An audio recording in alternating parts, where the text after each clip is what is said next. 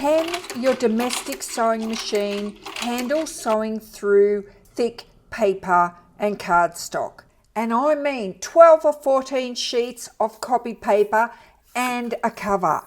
Can it do it? Well, I'm here today to show you, yes, it can. So don't be afraid to sew lots of papers on your domestic sewing machine just like this. I'm going to do a very short demo on, more than anything, just how to do the stitching, but very briefly show you how to make these cute little notebooks, just so that you've got something to use when you learn how to do this very basic straight stitch.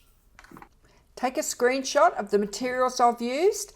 I've printed just the front for my cover on 250 GSM cardstock.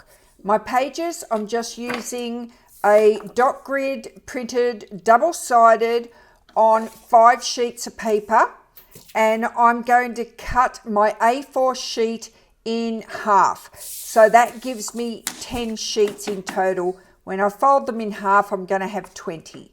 So I've cut my cover out a little bit bigger than I need it, and I'm going to fold it in half. This crease line is going to give me a line for my sewing guide.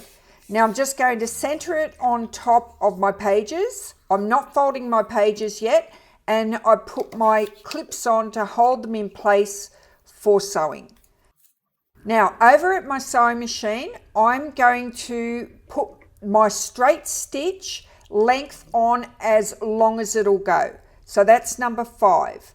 I'm going to put my presser foot in line with the crease of my cover. And I'm also going to start it further down the spine so that I can start off doing a back stitch. So I do 2 back stitch and then I sew forward. Because we're using a long stitch, the paper wants to wiggle from left to right. So just go nice and slow and follow the stitch down that crease line of your cover. Now stop before you get to the edge.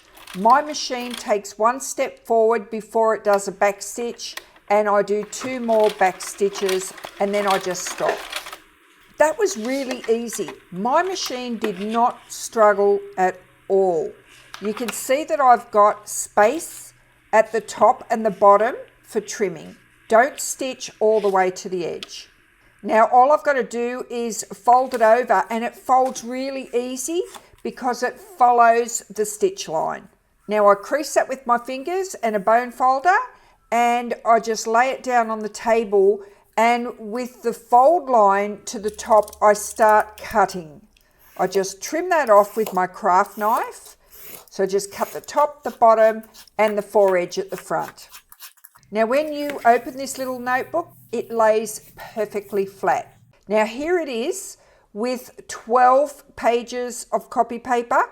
This is 250 GSM craft cardstock. It feels much thicker, way more thicker than the white cardstock. And if you've used both of these cardstocks, you'll know exactly what I mean. And I have no trouble sewing through this whatsoever. So I do exactly the same again.